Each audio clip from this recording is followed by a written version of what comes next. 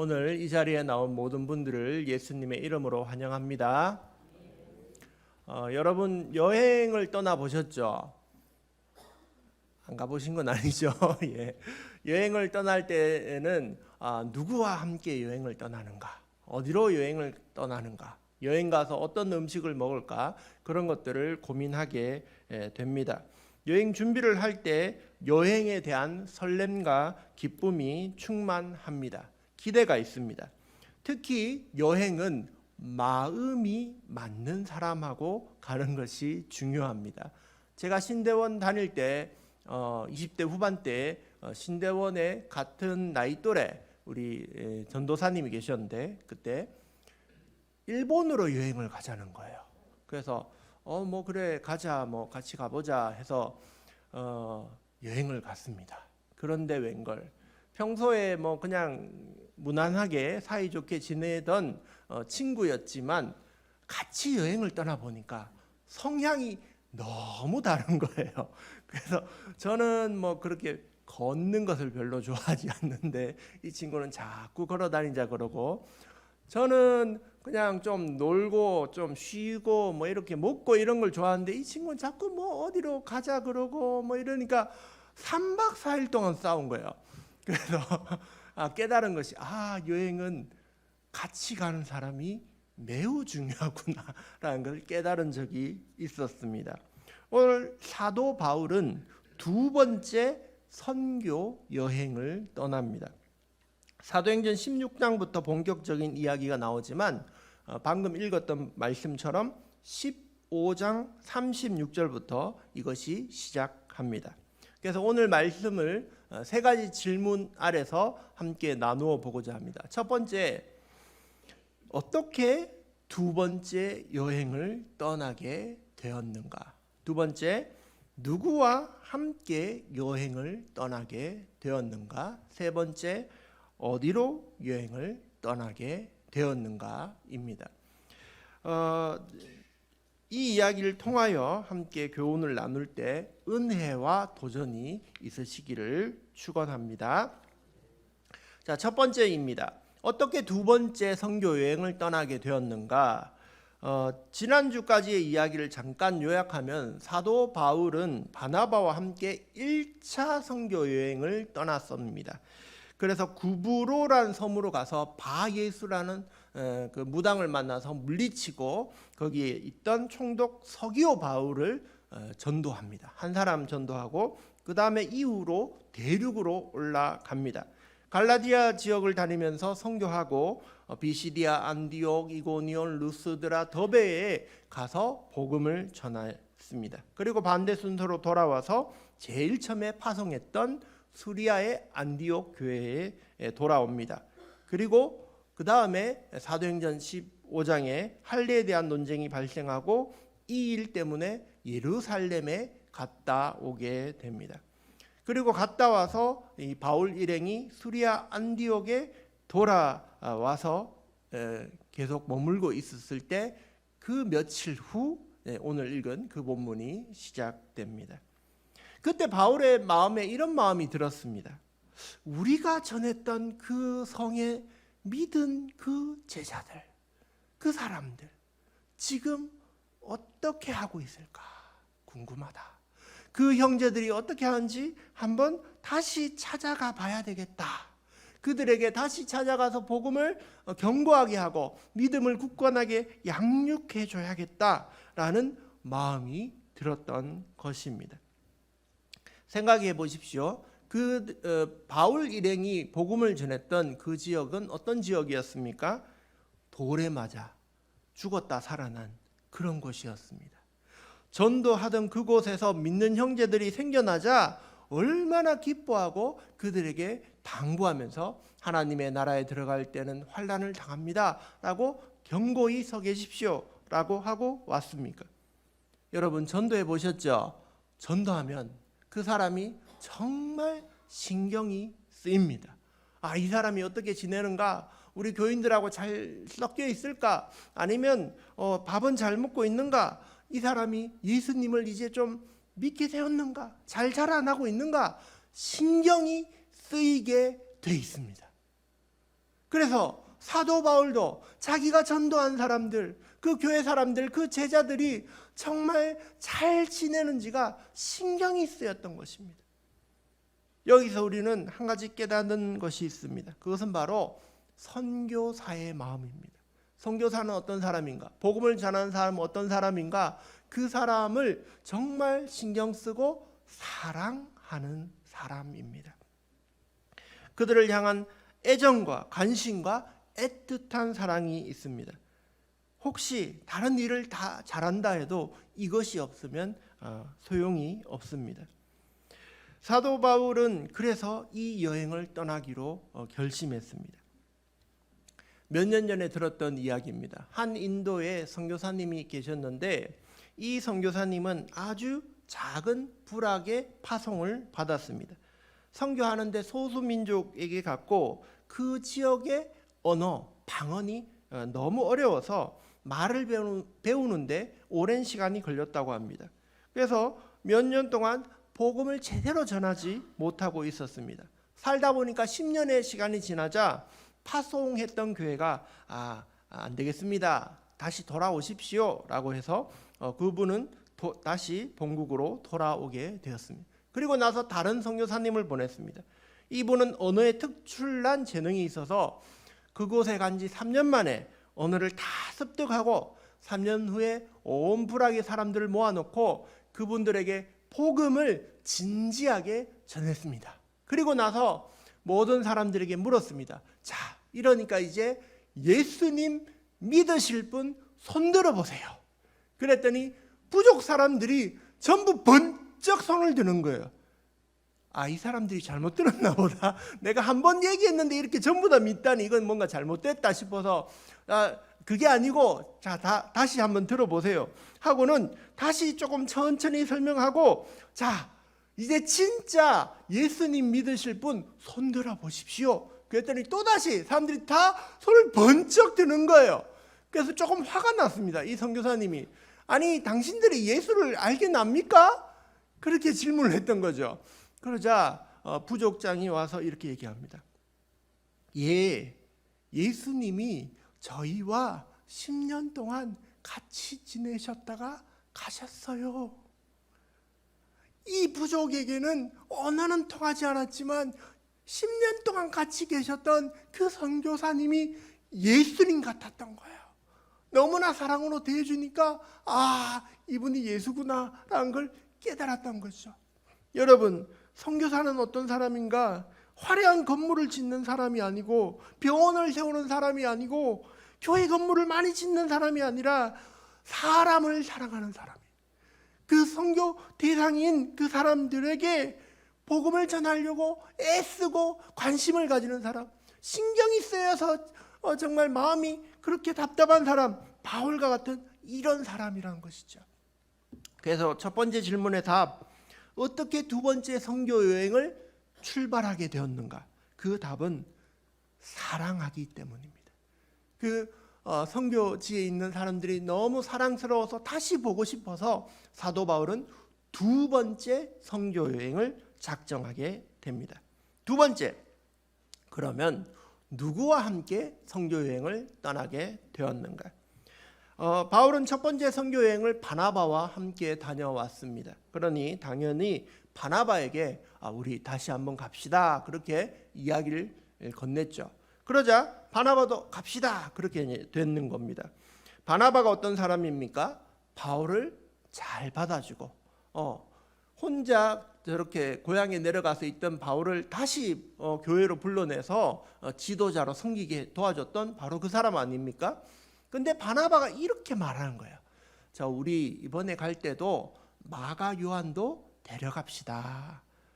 마가 요한은 어땠습니까? 제일 첫 1차 전도 여행 때 도중에 아마도 힘들어서 그래서 집으로 돌아간 인물이 마가 요한이었습니다. 그런데 바나바가 마가 요한도 2차 선교 여행 때 데려가자고 하니까 바울이 딱 거절을 합니다. 안 됩니다. 그 사람은 아닙니다.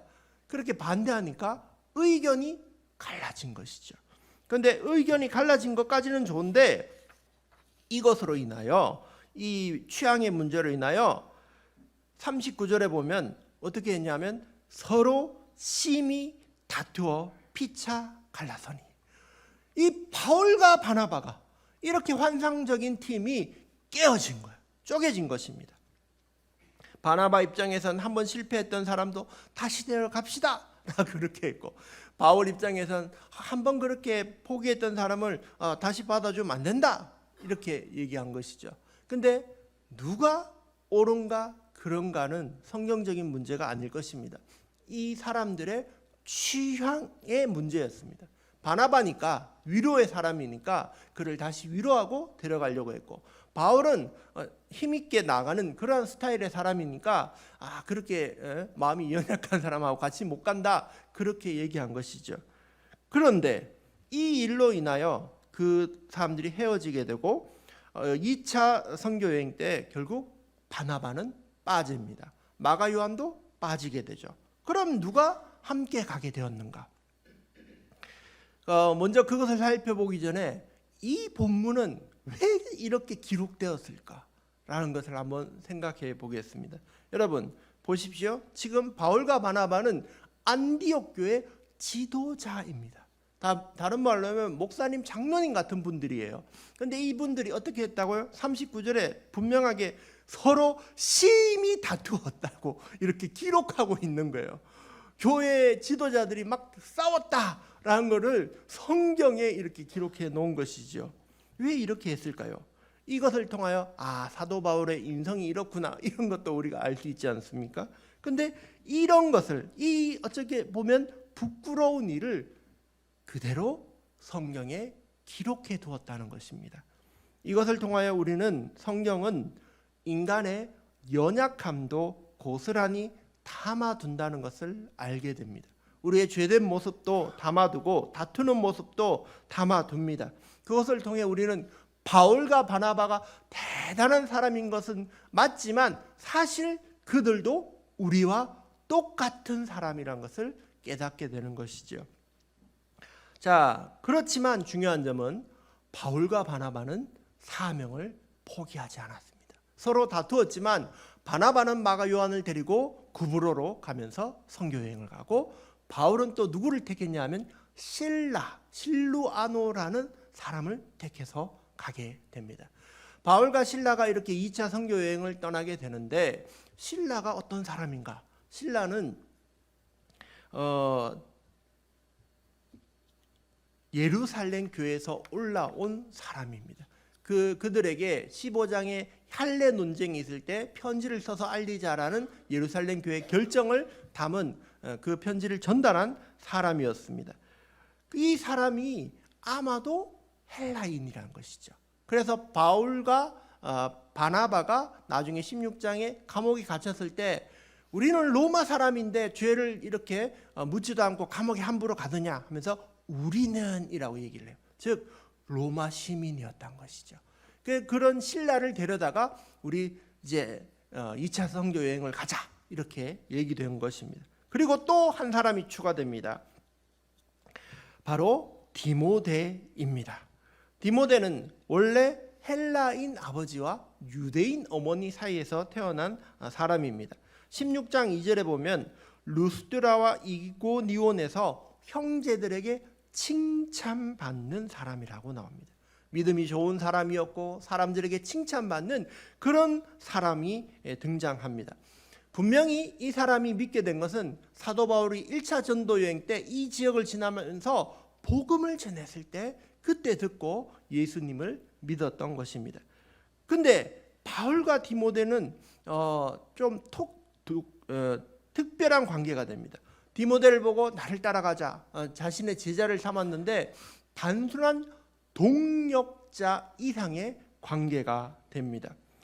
바울은 그와 디모데와 함께 사역을 하면서 나중에 서신을 쓸 때 고린도후서, 빌립보서, 데살로니가 전후서, 빌레몬서에서 바울과 형제 디모데가 이 서신을 쓴다고 말을 합니다. 즉 바울과 함께 동력하는 그런 소중한 사람이란 것을 나타내죠. 그런데 마지막에 쓴 그 디모데 후서에는 나의 아들 디모데라고 쓰고 있습니다. 정말 깊은 관계가 되었다는 것을 보여줍니다. 누구랑 같이 여행을 가는가? 제일 처음에 함께 가려고 했던 바나바는 빠지게 되고 마가 요한도 빠지게 되고 실라가 함께 가게 되고 그리고 디모데를 여행 갔다가 만나서 추가되게 되었습니다. 여기서 우리는 한 가지를 깨닫게 됩니다. 우리가 때로는 하나님의 일을 할 때에 어떤 사람들과 함께 일할 때도 있지만 그게 아니라 헤어져서 일할 때도 있다는 것입니다. 그럴 때에도 하나님은 새로운 사람을 공급해 주시고 또 예비해 주셨고 만나게 해 주신다는 것이죠. 여러분이 사역을 하고 있을 때 아이고 나 혼자 이걸 어떻게 감당하지 생각하신다면 걱정하지 마십시오. 하나님은 여러분을 혼자 있게 하지 않으실 것입니다. 하나님이 여러분이 하시는 그 사역에 동력자를 보내주시고 함께 합력하여 선을 이루어 나가게 하여 주실 것입니다. 자, 두 번째 질문을 마무리합니다. 누구와 함께 여행을 떠나게 되었는가? 바나바, 마가, 요한은 빠졌지만 실라와 디모데와 함께하게 되었습니다. 그러므로 여러분의 인생의 여행에서도 이별이 있었다고 슬퍼하지 마십시오. 또 다른 새로운 좋은 만남을 하나님께서 예비하여 주신 줄 믿습니다.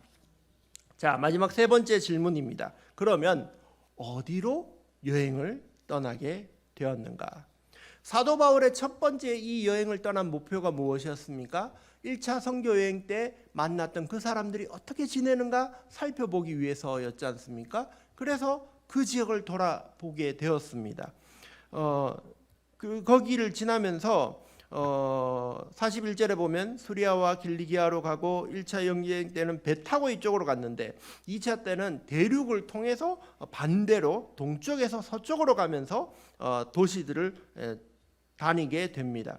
그리고 도시에 다니면서 15장에 있었던 할례 논쟁을 전해주면서 예수님 믿으면 천국 간다라는 그 확실한 복음에 대해서 다시 한번 전달하게 됩니다. 그랬더니 4절 5절에 보면 어떤 결과가 나타났냐 하면 바울 일행이 여러 성을 다니며 사람들을 격려하자 여러 교회가 믿음이 굳건해지고 수가 날마다 늘어갔습니다. 이게 무슨 말입니까? 믿음이 굳건해진다는 것은 개인적인 믿음이 더욱더 성장했다는 질적인 성장을 이야기합니다. 숫자가 늘어났다는 건 양적인 성장을 말합니다. 즉 복음 안에서 제대로 가르치고 양육했더니 교회가 점점점 부흥하고 굳건히 세워졌다는 것입니다. 질적으로 양적으로 성장하게 된 것이죠. 이상적인 현상이 일어난 것입니다. 그런데 선교 여행에 문제가 생깁니다. 7절 말씀 한번 읽어보겠습니다.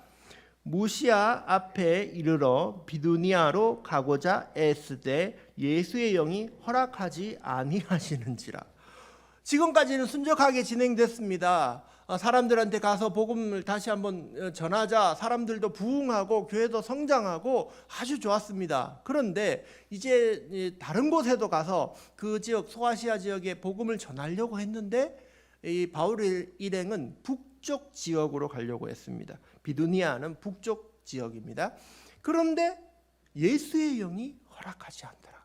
예수님이 그쪽으로 가지 못하게 막았다는 것입니다. 여기에서 에스다는 단어는 에페이라존이라는 단어인데 시도하다라는 뜻입니다. 그런데 미완료 과거 능동태로 되어 있습니다. 한 번만 시도했는 게 아니라 여러 번을 시도했다는 겁니다. 북쪽으로 가려고 저 지역으로 가려고 또 시도해보고 또 시도해보고 또 시도했는데 자꾸 막으셨다는 것이죠.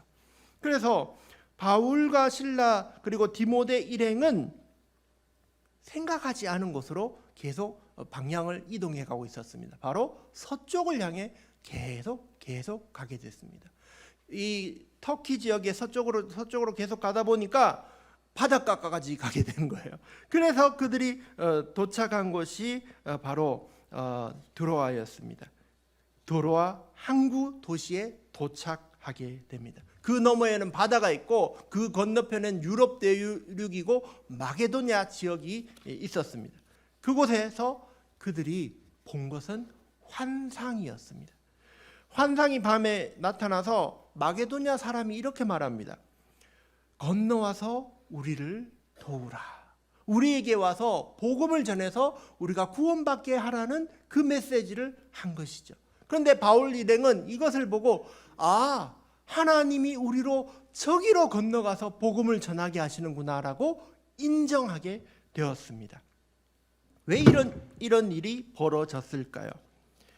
여러분, 사도 바울이 이쪽에서 잘 복음을 전하고 있었는데 왜 하나님이 이쪽 문을 닫아버리고 다른 쪽으로 가라고 하셨을까요?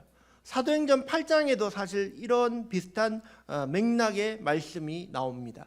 사마리아로 빌립이 복음을 전하러 떠납니다. 그리고 그곳에서 복음이 잘 전파됩니다. 심지어 기적과 이사가 일어나고 사람들이 병이 낫고 귀신을 쫓아내게 됩니다. 못 걷는 사람이 일어납니다. 사람들이 기뻐했습니다. 그런데 성령님은 그 사람에게, 빌립에게 그곳에서 복음을 전하지 못하게 하고 문을 닫으신 거예요. 그리고는 남쪽으로 가라라고 얘기하셨어요. 남쪽은 바로 광야였습니다. 사람이 없는 곳이었습니다. 실컷 사람들에게 복음을 전해서 교회가 생기고 잘 복음이 전파되어지고 기적도 일어나는 이런 사역을 하고 있는데 빌립에게 성령님께서는 사람도 없는 광야로 가게 하셨습니다. 문을 닫으시고 다른 문을 열어 두신 것이죠. 하나님께서 한쪽 문을 닫으시면 다른 문을 여십니다. 이것이 하나님의 놀라운 계획입니다. 사도 바울에게도 그러한 일이 일어났습니다.